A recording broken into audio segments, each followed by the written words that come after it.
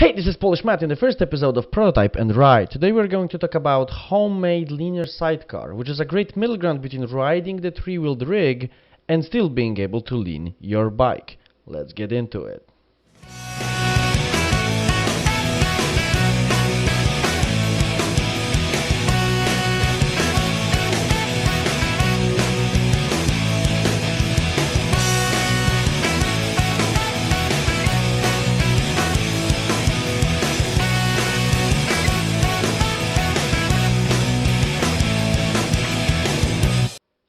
So the inspiration came from years around 2009-2010 when I saw a build made by one of my friends for his Triumph Tiger.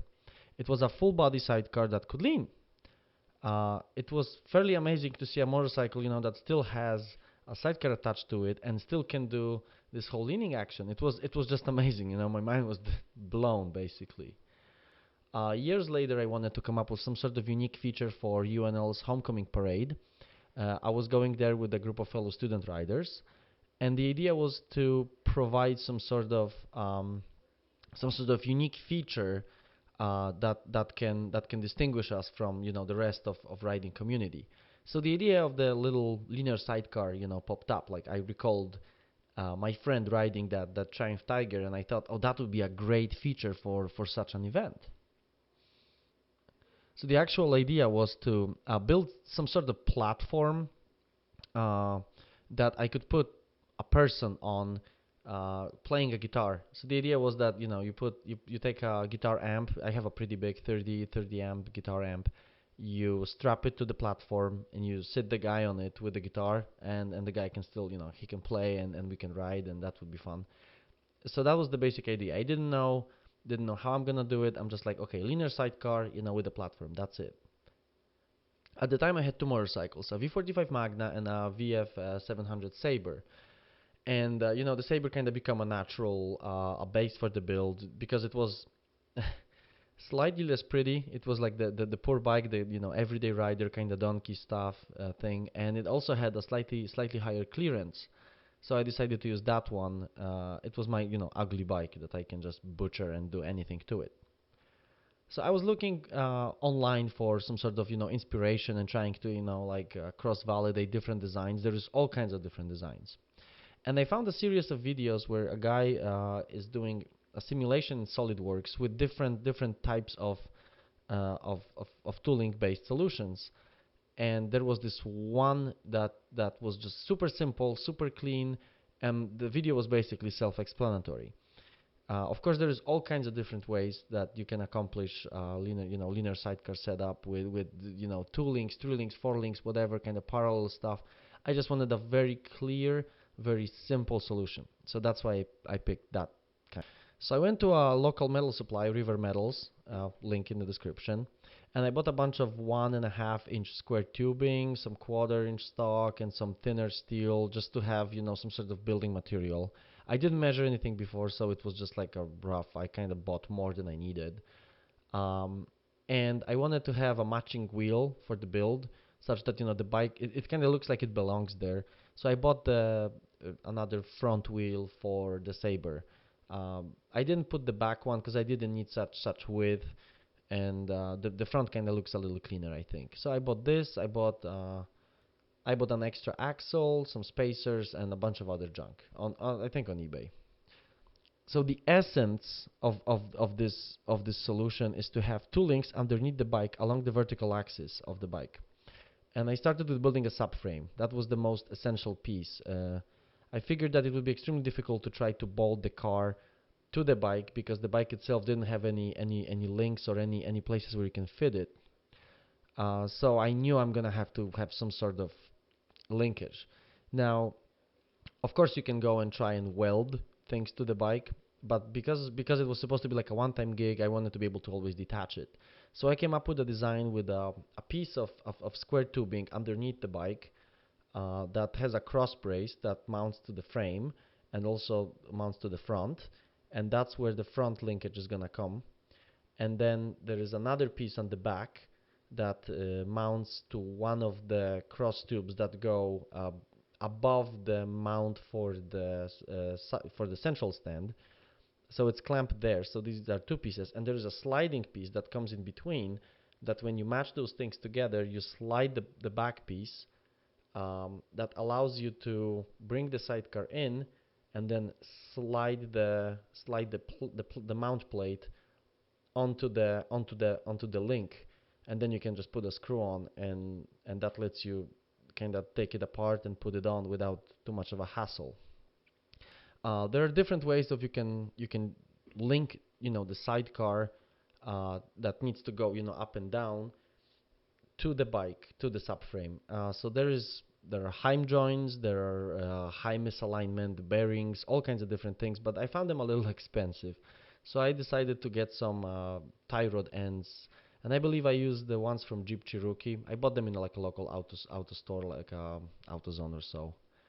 The most important feature of those Jeep Cherokee ones is that because they're tie rod ends, they have two threaded ends. One of them I didn't really use the thread on that side, but I could because that could be like a cool adjustment, but I didn't have a nut to do it. But then the other side is very important because when you slide that piece on, you can put a nut on it, and then it comes with the pre-drilled holes. So you put a castle nut, and then you put a little safety pin so that it doesn't go anywhere. So that's very good. And again, keep in mind that you cannot use any, like I couldn't at least use any like super precise mounts, because this entire build was basically it had no drawings, no nothing. It was just kind of idea in my head, and let's go for it. So I finished the subframe along like one night, and then the next day I hosted a little garage hangout with a bunch of soddy pop. There you go. A bunch of soddy pop and some snacks, so that I can have a couple extra hands. Friends help. Work smart, right? And at this point, I have to thank Wyatt a lot for all kinds of constructive criticism and basically helping me going through the process of building the sidecar itself. So the frame was roughly finished within one day. I initially planned for having a swing arm on the sidecar so that it's gonna give me a little more cushy ride and it's not gonna wobble the steering, the handlebar so much. But then, I didn't have a nice way of making it somewhat rigid and somewhat stable. It was very flimsy. So I dropped the idea and I decided to go with a straight axle. And the tools I used was basically a flux core welder I picked up from, I think I bought like for $60 or something. And to bend the tubes, I used like a regular pipe bender. Nothing fancy. And later on, after I had the frame done, I put a piece of plywood with some rubber top, and I used my upholstery stapler to hold it together. And I added triangular supports along all the places where the tubes met at 90 degrees to add additional rigidity and not stress the welds on the tubes themselves so much. And that actually also allowed me to drill holes through those supports that I used to mount the plywood on top. So there are some design advantages and disadvantages which I would like to address here. So let's do this. So first, the ground clearance of the bike does not allow for a lot of leaning when turning right. In the linear sidecar scenario, the rear mount of the sidecar needs to be curved to accommodate the exhaust and frame of the motorcycle. It needs, because the bike goes towards the sidecar, and because the sidecar itself doesn't bend and doesn't go down, you need to have it kind of wrap around the bike.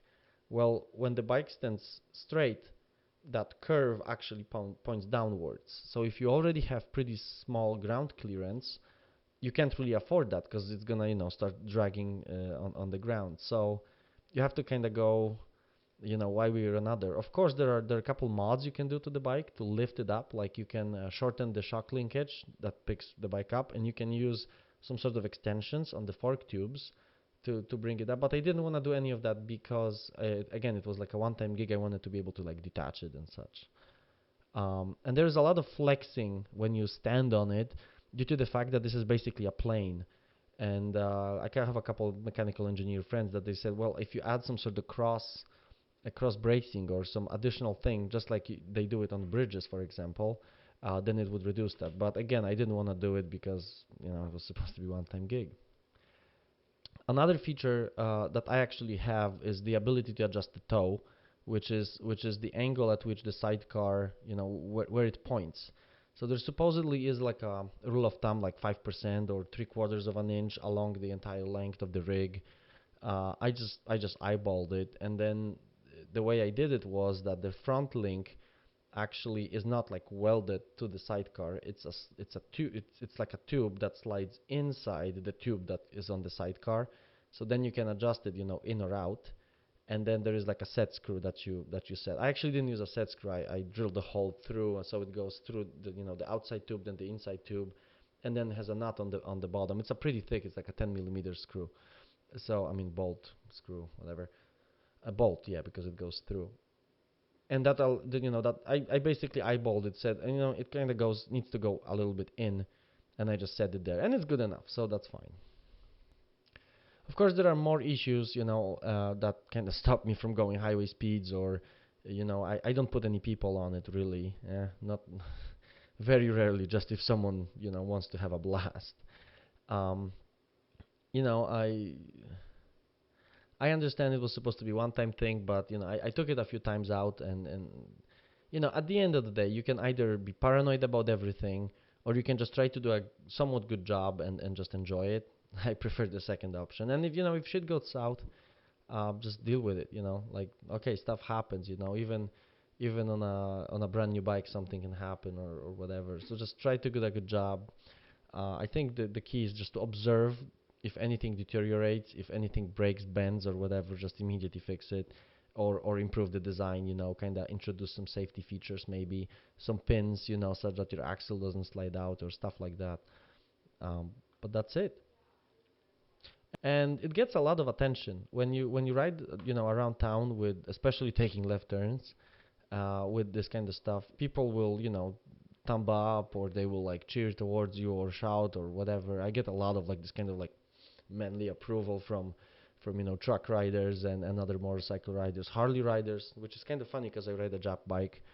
I was never waved at so much by Harley riders. If I When I ride a Japanese motorcycle, I would never expect. But yeah, they seem to enjoy it. I think it's because it's like unique and new and different.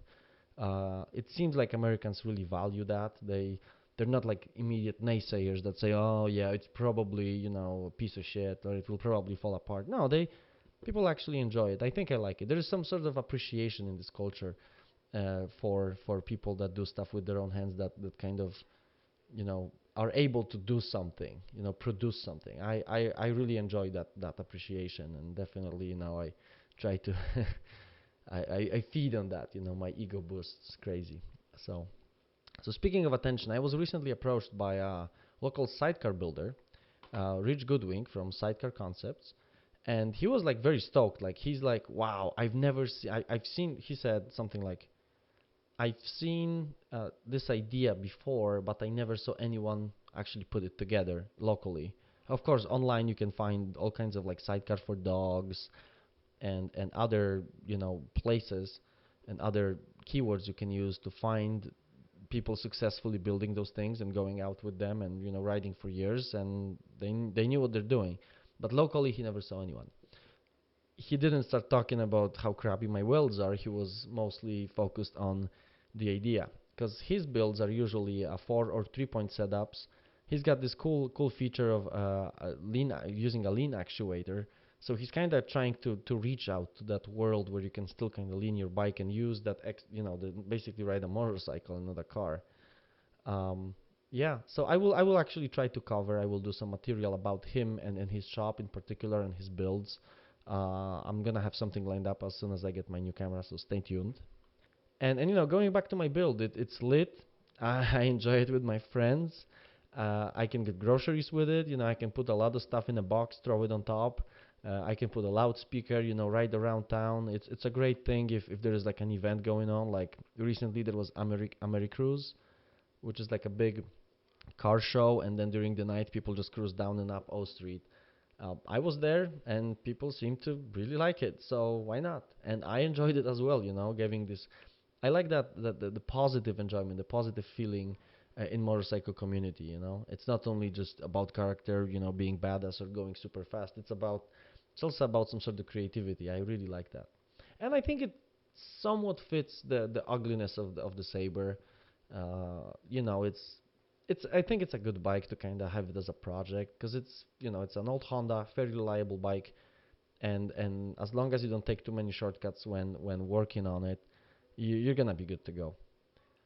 That's it, guys. If you have any questions about the build, please feel free to post them in the comment section. You can find me on Facebook by my name, easy. Feel free to smash that like and subscribe button for more stuff from Polish Matt. I'm gonna try to keep some videos, coming at least once a week.